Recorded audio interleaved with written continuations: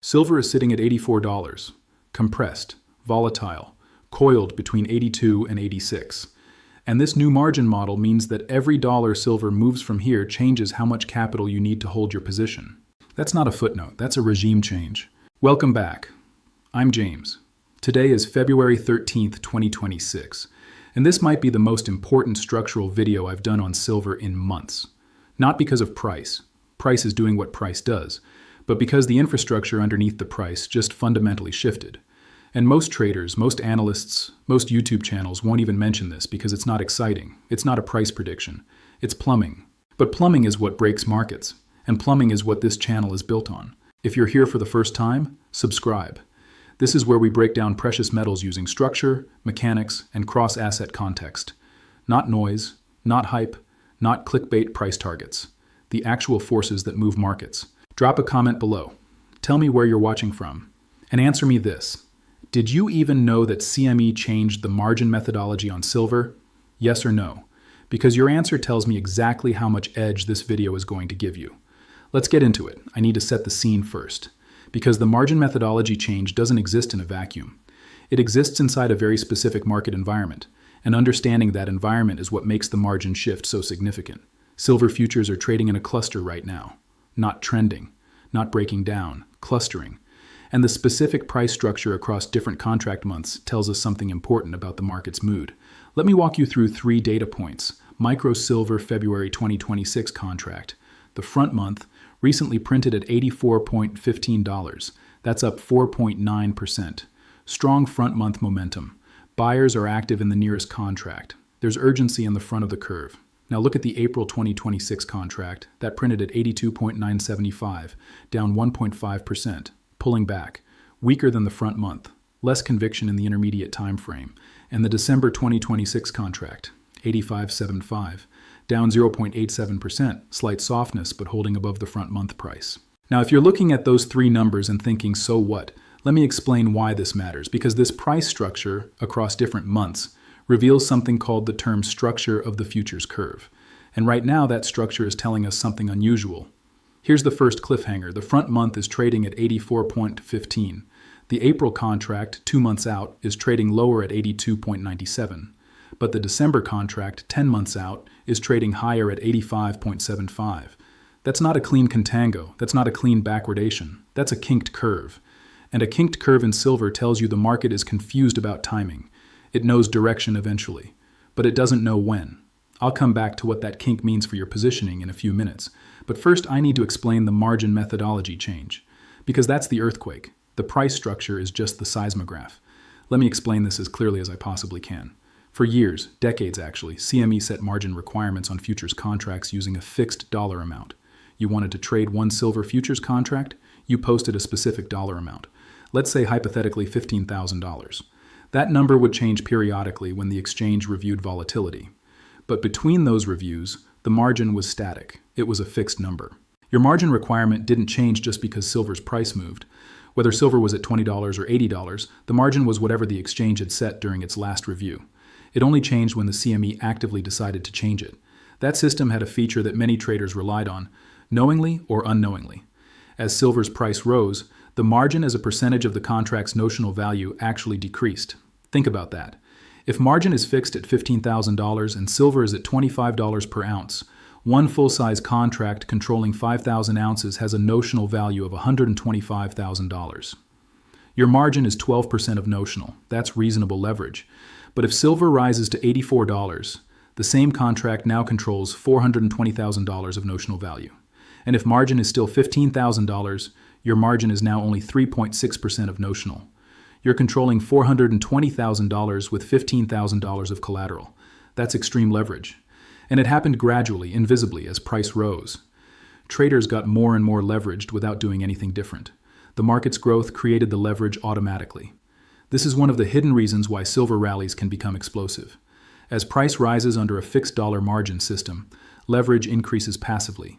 Traders can hold larger notional exposure per dollar of margin, and that excess leverage amplifies both the upside momentum and the eventual downside when the trade reverses. The CME has now fundamentally changed this. They've moved to a percentage of notional model. Under this system, your margin requirement is calculated as a percentage of the contract's current notional value. If silver goes up, the notional value of your contract increases, and your margin requirement increases automatically. If silver goes down, the notional value decreases, and your margin requirement decreases. This is not a one-time margin hike. This is a structural change to how margin is calculated going forward, every single day, dynamically, based on where price is. Let me make sure the implications are crystal clear. Under the old system, a rally in silver made it cheaper in leverage terms to hold your position. You were controlling more value with the same margin. That encouraged holding. It encouraged adding. It rewarded momentum traders. Under the new system, a rally in silver makes it more expensive to hold your position. As price rises, your margin requirement rises with it. You need to continuously post additional capital just to maintain the same number of contracts. If you can't, you reduce your position, or you get liquidated. This changes the entire behavioral dynamic of silver futures. Under the old system, rallies bred more buying because leverage expanded. Under the new system, rallies breed margin pressure because leverage is capped. The higher silver goes, the more capital you need. The exchange is essentially putting a governor on speculative momentum. And the reverse is also true. Under the old system, when silver dropped, your margin as a percentage of notional increased. You were over-margined relative to the smaller position. Under the new system, when silver drops, your margin requirement decreases. You might actually have excess margin. That could slow down the liquidation cascade because traders have more breathing room on the way down. So in theory, this new system should moderate both extreme rallies and extreme crashes. It should create a more stable, less volatile market. In theory. Here's the second cliffhanger. In practice, what happens when a percentage of notional margin system meets a market that's already compressed between $82 and $86 and coiled for a breakout? What happens when the spring releases and the new margin model kicks in during a fast move? Because we've never seen this specific combination before, silver at $84, a new margin methodology, heavy commercial hedging, elevated yields, and a price structure that's compressed and ready to expand. We're in uncharted territory, and I'll walk through both scenarios of how this resolves. But first, let me layer in the macro and positioning context because it shapes everything. The 10-year Treasury yield sits at 4.18% as of February 11th. That's elevated. And for silver, elevated yields are a persistent headwind. The logic is straightforward, and I've explained it before, but it bears repeating because it's foundational. Silver generates no income, no yield, no coupon, no dividend. When treasuries offer 4.18% risk-free, investors face a legitimate alternative. Why hold a volatile, non-yielding metal when you can earn 4.18% with virtually no risk? That's the opportunity cost argument, and it's mathematically real. But remember, direction matters more than level. And yields have been drifting lower from their highs, not collapsing, drifting, easing. If that drift continues, if economic data softens and the Fed's posture shifts, yields could move meaningfully lower. And every basis point lower in yields reduces the argument against holding silver. The dollar index is a gap in today's data. I don't have a confirmed current reading, so I won't fabricate one. What I will say is that the dollar remains a swing variable. A weaker dollar supports metals by making them cheaper for international buyers. A stronger dollar pressures metals by increasing the effective cost globally. Watch the DXY daily. Whatever it does will either amplify or dampen the forces I'm describing today. Now, positioning. This is where the story gets layered. The latest CFTC commitments of traders data, as of February 3, 2026, shows a market where commercial positioning outweighs non-commercial positioning.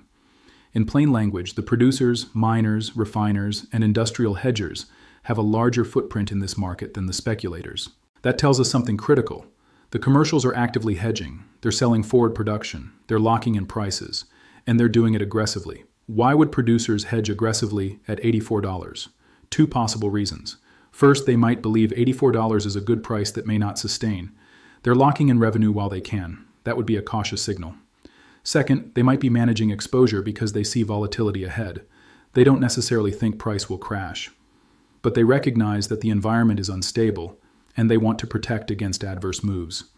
That would be a prudent signal. Either way, heavy commercial hedging tells you that the people closest to the physical market, the people who actually mine and refine and sell silver, are behaving defensively. They're not sitting back and letting profits run. They're actively managing risk. Now pair that with what we know about the margin methodology change. Commercials typically have different margin arrangements than speculators. They often qualify for hedge exemptions in different margin tiers. So the percentage of notional shift may affect them differently than it affects managed money and retail futures traders. The speculative side of the market, your hedge funds, your CTAs, your retail traders using leverage, they're the ones most directly impacted by this margin change. Because they're the ones who relied on the old system's quirk, where rising prices created passive leverage expansion. Under the new system, that free leverage is gone. And the specs who built positions during the rally from lower levels are now facing a continuously adjusting margin requirement that makes their existing positions more expensive to hold every day that price stays elevated or moves higher. This is the structural tension at the core of today's analysis. Prices compressed between 82 and 86. The new margin model penalizes breakouts in either direction by adjusting capital requirements dynamically. Commercials are hedging aggressively, yields are elevated, and the futures curve is kinked, suggesting timing confusion among participants. Now let me come back to that curve structure I mentioned earlier because it's important. When the front month contract trades above a deferred contract, that's called backwardation. It means the market is willing to pay more for silver now than for silver later. That typically signals tightness in physical supply, urgency, near-term demand exceeding near-term availability. When the front month trades below a deferred contract, that's contango. It means the market expects silver to be more expensive later. That typically reflects carrying costs, storage, insurance, financing, and a market where supply is adequate in the near term. Right now, silver's curve is doing both. The February contract at 84.15 is above the April contract at 82.97. That's backwardation in the front, near-term tightness. But the December contract at 85.5 is above both. That's contango on the back end. Longer term, the market expects higher prices. This kink creates a specific challenge for traders. If you're long the front month, you're paying a premium for near-term exposure. If you roll that position forward into April, you actually pick up a discount. But if you go all the way to December, you're paying more again. This structure tells me the market is experiencing a short-term supply squeeze or demand surge in the front month while simultaneously expecting that squeeze to resolve temporarily before reasserting in the longer term. It's a wave pattern, not a trend. And that wave pattern matters for the margin discussion because under the new percentage of notional model, your margin adjusts based on which contract month you're in and what price that specific contract is trading at. So the margin dynamics are different for a February long versus an April long versus a December long, even though they're all silver. This adds complexity. And complexity in a volatile market is not your friend if you're leveraged.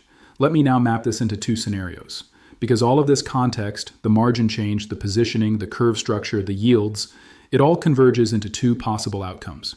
And I want you to know exactly what signals would confirm each. Scenario A is the controlled grind.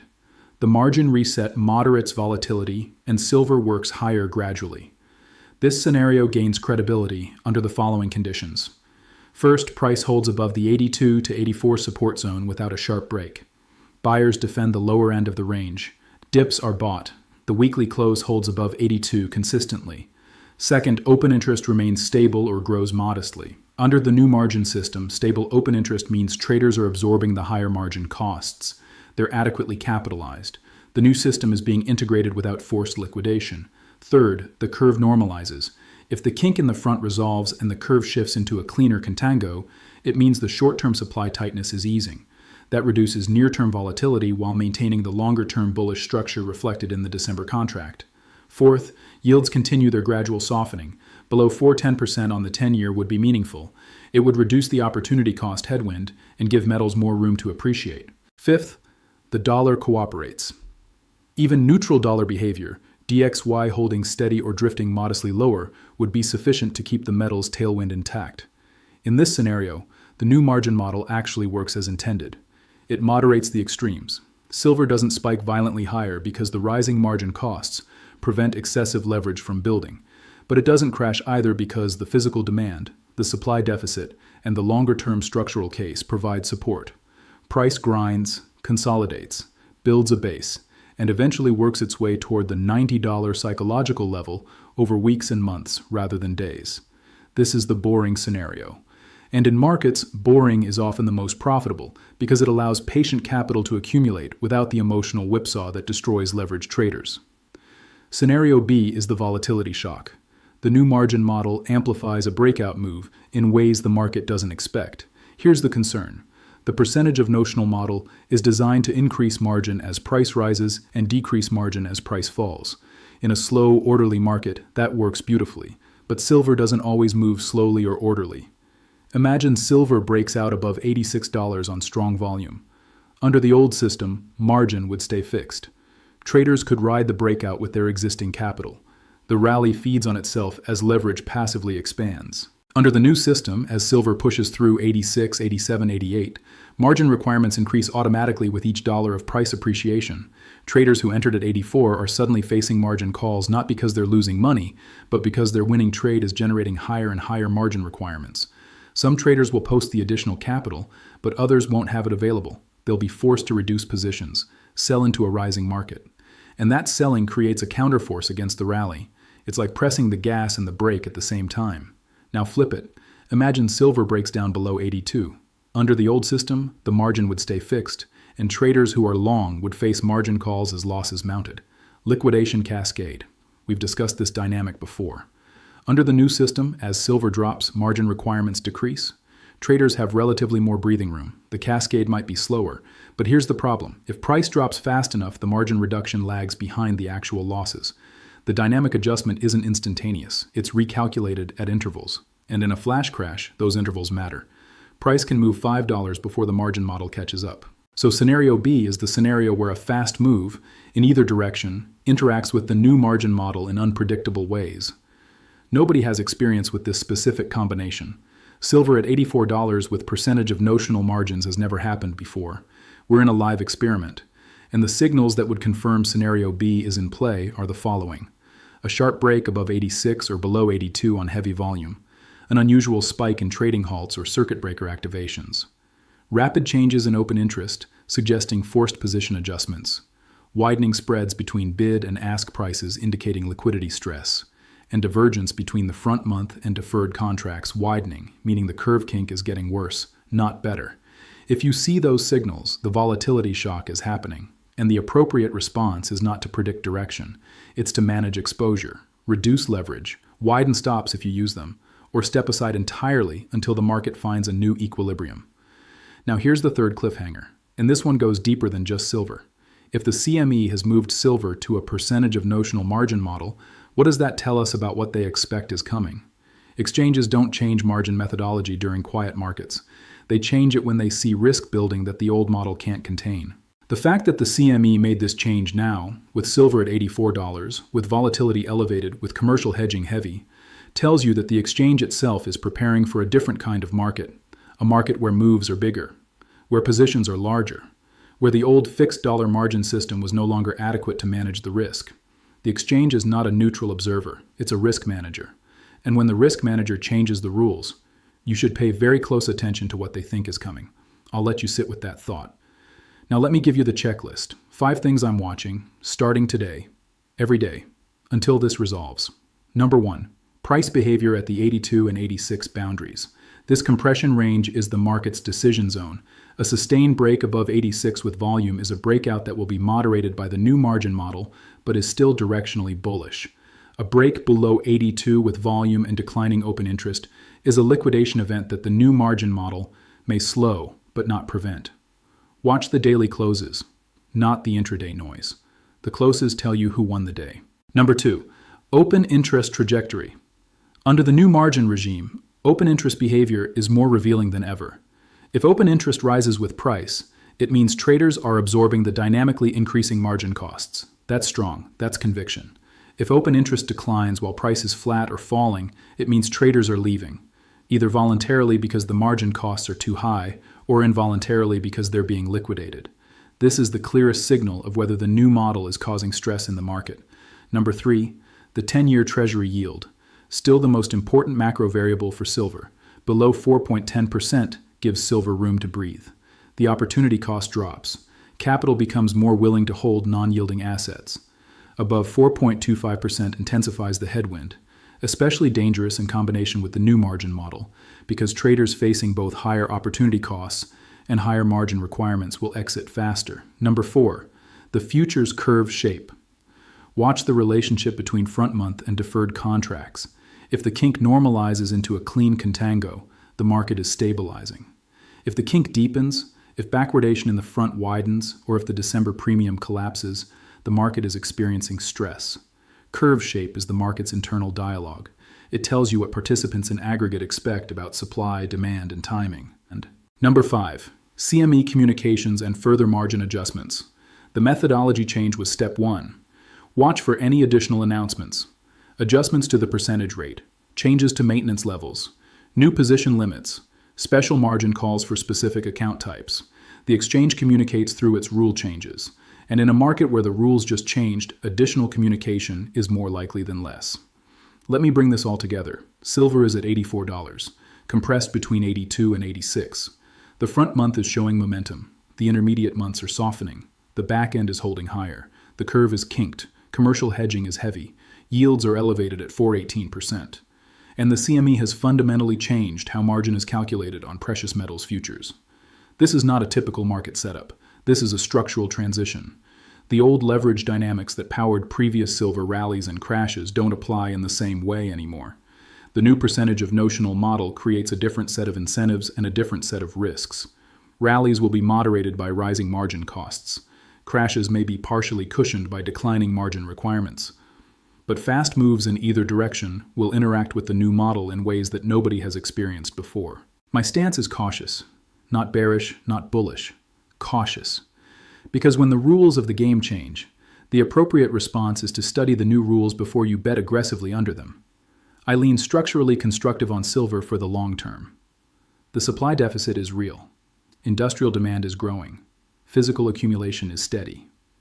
These forces don't disappear because of a margin methodology change.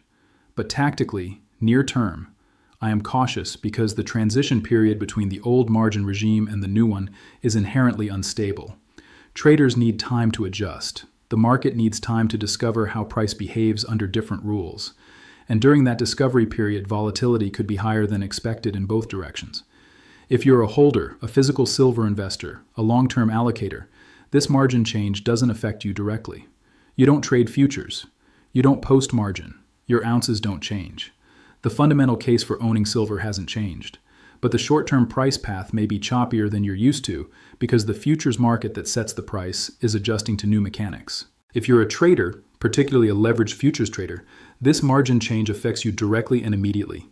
You need to understand your new margin obligations. You need to recalculate your position sizing under the new model. You need to know what happens to your margin if silver moves $5 in either direction from here. And you need to have a plan for both scenarios. This is not the time for maximum leverage. This is the time for maximum awareness.